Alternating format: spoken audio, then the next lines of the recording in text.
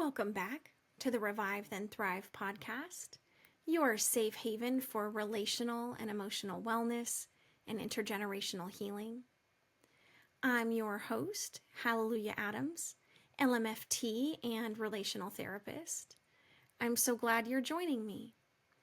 Today we begin a brand new series called Same Love, Different Bonds, Understanding Relational Roles across generations and partnerships. This series is all about how love, while powerful in all its forms, shows up and functions differently depending on the kind of relationship we're in. And today's episode lays the foundation. This is episode 24, Love is Not One Size Fits All, Understanding Relational Roles. Before we dive in, I want to name something important. While we'll be exploring relational roles across generations and partnerships, it's essential to remember that these roles and the way love is expressed are shaped by culture, community, and lived experience. What's considered emotionally responsive or appropriate in one cultural context might look different in another. In some cultures, parental authority is emphasized. In others, emotional expressiveness is more central. Some families value communal responsibility over individual autonomy, which deeply affects how roles are lived and understood. This podcast draws on frameworks like emotionally focused therapy, attachment theory, systems thinking, and trauma-informed care. But these models were largely developed in Western contexts. So as we explore these ideas, I invite you to hold space for your own cultural lens, your family story, and your lived experience. Ask yourself, what did love look like in my home?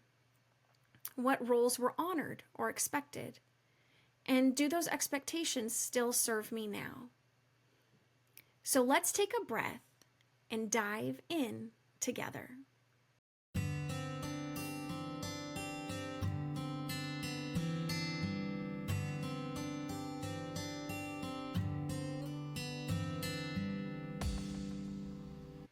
It can be easy to assume that all love should feel the same, that we should feel as seen or understood by a parent as we do by a partner or vice versa.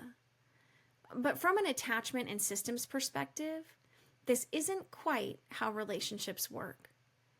Attachment needs show up across the lifespan, but how those needs are met and who holds the emotional responsibility in the relationship changes with the role.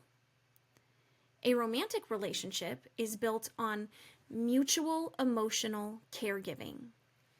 A parent-child relationship is built on asymmetry.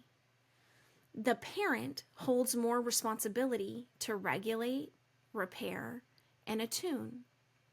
Both are sacred, both are attachment bonds, but they ask different things of us. Relational Thriving's 1. Know the emotional contract. EFT teaches us that all emotional bonds are built on bids for safety and connection. But the emotional contracts we hold in each bond are not the same. In parenting, the child depends on the adult for emotional regulation. In romance, partners ideally take turns offering regulation and receiving it.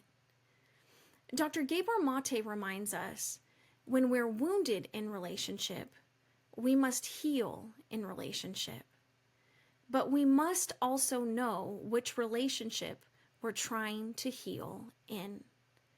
Sometimes we're unconsciously trying to get unmet childhood needs met by a romantic partner or vice versa. Trauma-informed care asks, are we carrying pain from one relationship type into another? In a family system, roles carry weight, and when boundaries blur, we see pain. Common confusions. Parentification, when a child becomes emotionally responsible for the parent. Overfunctioning, when a parent does not allow emotional autonomy to develop for the child.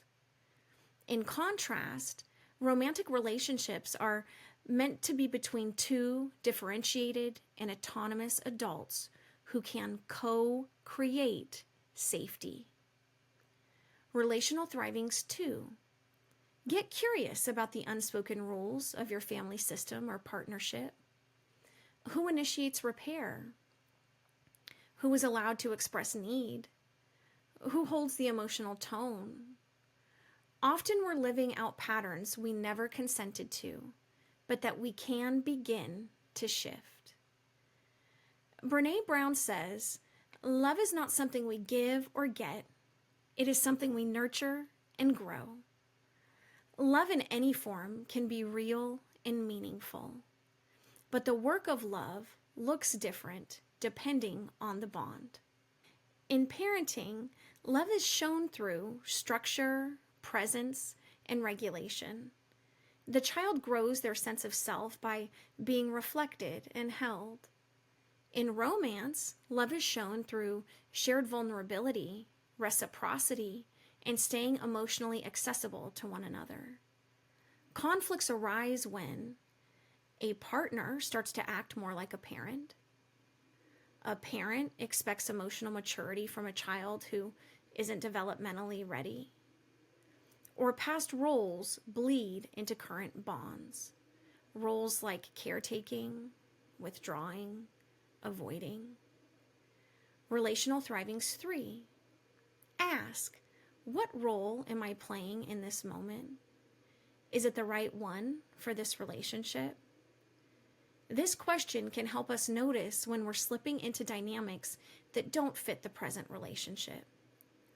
For example, are you taking care of your partner the way you once had to care for a parent? Are you expecting a child to meet your emotional needs like a partner would? Sometimes our nervous system reenacts old roles to feel safe, but those roles might not be serving the connection we want now. Pause, breathe, and reflect. Am I showing up as a partner, parent, child, or caretaker in this moment? And what does this relationship actually need from me? Love is universal, but the way we live it out is deeply relational and contextual. The goal is not to love everyone the same way. It's to love them in the way that honors the role, the developmental need, and the capacity of the bond. When we do that, we move from confusion to clarity, from unmet needs to mutual healing. And that's what helps us thrive in all our relationships. In our next episode, we'll explore the nervous system side of all this. Episode 25, Co-regulation and the body in connection. Romance versus parenting. How do we calm and connect with each other in different relationships? We'll break down what co-regulation actually looks like, how it works in parent-child versus romantic relationships, and how trauma, overwhelm, and nervous system cues affect our ability to stay connected. If this episode resonated with you, please leave a comment or share it with someone who might need to hear it too. And don't forget to subscribe and click the bell to stay tuned for more reviving relational thrivings. Until then, revivers and thrivers, take care of yourself and keep reaching toward connection, vulnerability, and authenticity. Heart hugs, y'all. See you next time.